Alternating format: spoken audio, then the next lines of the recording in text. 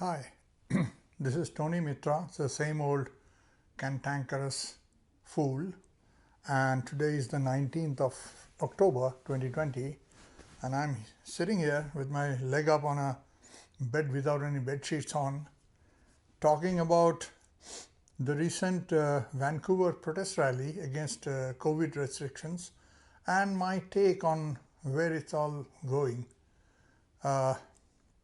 In general, how many people were there on Saturday, October 17th? In my personal count, sitting from the Vancouver Art Gallery, standing on the steps, it was around 1200 at the kind of peak. There were people moving in and moving out all the time. Somebody else counted during the march past on the street, and they came up with 1100. So I think the numbers are maybe not too far away. Am I impressed by that number? No. Toronto has 4,000 or 5,000 people on the streets. Quebec has had, I'm told, 40,000 or 50,000 people on the street. Vancouver having 1,000 is quite pitiful. No, I'm not impressed. There are a lot of people that came to join the rally from far off, like from Saskatchewan and Manitoba and Alberta and so on. In spite of that, the crowd was small. There was a big daytime screen set up, and people from outside, far away, through internet and Zoom, virtual media, they spoke, famous people like Judy Mikovits and so on. It was a big pomp and show, and the camaraderie was good, and the people, nobody was wearing any mask. The police provided protection. There was no threat to them. I believe Antifa people came, maybe half a dozen youngsters. They didn't do anything. They just watched from the corner and went away. So I'm not impressed for the following reasons. From the time this COVID restrictions and pandemic restrictions came onto us in Canada till now, 6-7 months gone, has the restrictions being eased up, and is the government getting worried that there'll be a revolt and therefore they are stepping back? No. According to me, things are getting worse gradually, and they are always watching out for public reaction. If they feel they can get away with it, then they put in more restrictions. If they thought that they would not get away with it, they would ease back. So things are getting worse from that point of view.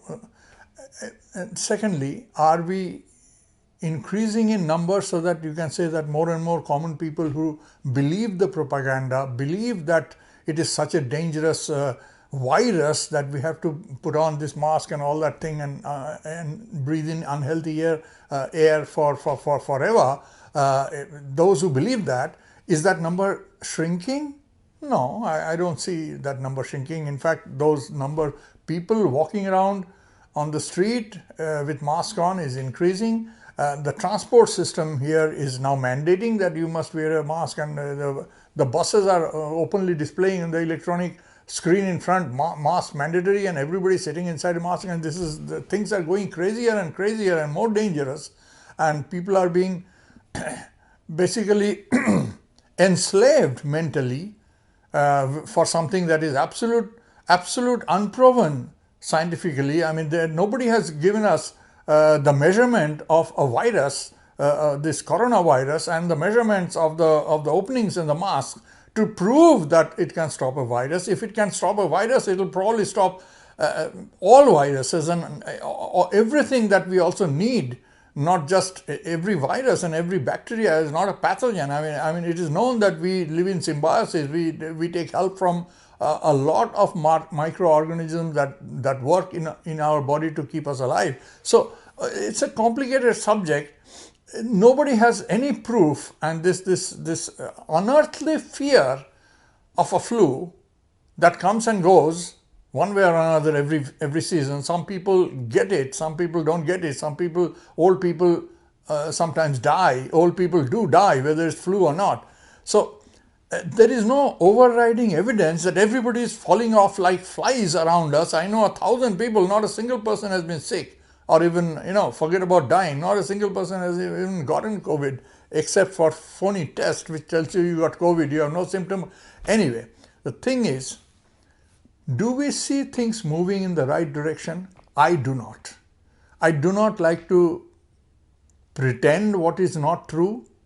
So I do not see anything to cheer about. I still went to join hands with like-minded people. I went to shake hands and hug people I know, old friends. I have been disgusted with these breakups, and I had decided not to join this protest march because they were always splintering and every little guy was trying to make a group of his own. Somebody wants to go commercial, somebody wants to do this, or somebody wants to do that. And I was pretty fed up. Nobody had Canada's or humanity's interest in mind as much as they had their own little agenda in mind. So I just hate it. So anyway, my take on all this goings on is that what is the purpose of these globalists to use COVID and then impose all these restrictions? What is the end purpose? Nobody wants to talk about it. Why should I listen to Del Bigtree and Judy Mikovits when I already know more or less what they are saying? And I have read 2 books of Judy Mikovits, with all due respect to her. She gave a fantastic poem, all due respect, and Del Bigtree and Rashid Buttar and all. The thing is, did anyone tell us, any of them tell us, all this adoring crowd at Vancouver Art Gallery, what we need to do to get out of this predicament where the government is acting as if it is a totalitarian regime? What should I, Tony Mitra, try to do? No, nobody has any answer to that. They only keep telling you why it is not necessary, all right, we know why it is not necessary. I am up to here about why it's not necessary, why it is probably fake. Why doesn't somebody at least discuss what we need to do? Not a single, forget about the guys who are calling in from outside. They are not supposed to know our details. They are living in USA, they are living in UK, wherever they are living. Why doesn't any of the goddamn leaders here talk about what we need to do? Why not? You are singing song and dance and all that, blah, blah, blah, this, that and all that. I say, give me liberty or give me death. At least I have a statement. You want to take away my liberty, you might as well shoot me dead because I won't have it. But what do we need to do? I've been talking about discussing civil disobedience. I mean, if we want to make the government change its attitude, we need to confront the government. Standing on an empty field and shouting at the sky is not going to change anything. Obviously, it's not changing. We can see the end result. If you want to see your action and equate it with the results are not, the action is not producing a positive result, it is only producing more and more negative results. So you are not winning over the crowd and you are not changing the opinion of the government. So what the hell are you doing here? So, if we discussed what we need to do, civil disobedience is one item. At least we try something, and if it doesn't work, we try something else. We are trying something positive instead of just yapping and shouting and jumping like monkeys. So this is my rant of the day, and I would like to invite those who want to do something, and in order to do something, you have to put yourself at risk. You cannot get the government to change policies unless you are willing to confront them and face the risks that they might fine you, they might jail you, they might try to intimidate you and so on. You have to be able to say that I do not agree to you give me a fine of $5,000, I intend to burn it. You take me to jail, you have to pin me down and take me to jail, but I will go to jail, I will die, but I will not obey your unjust law. Like Gandhi, like so many people said, when you are faced with an unjust law, it is your duty to break the law. A lot of these protesters whose pictures are on Facebook, they have a common, the motto written around their image, and that says, when tyranny becomes law, resistance becomes duty. When tyranny becomes law, resistance becomes duty. Very nice statement. But what are we doing about it? talking about it is not resistance. You have to do something.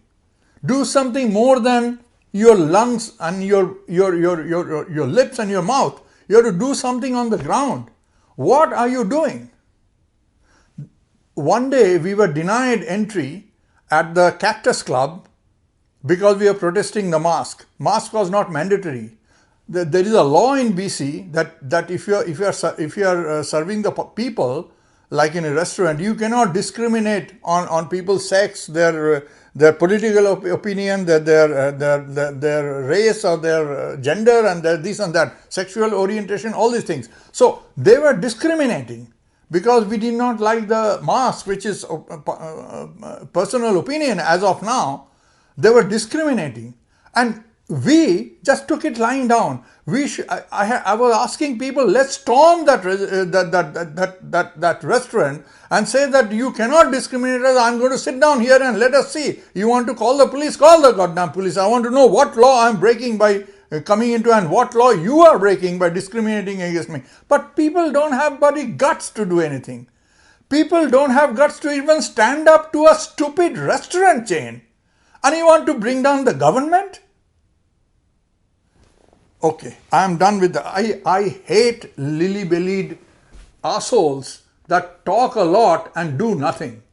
I hate people, gutless people. I'm 70 years old, goddammit. And if I can see it, why can't you guys see it?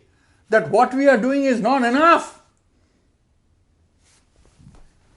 That's my rant for the day. How do you like it?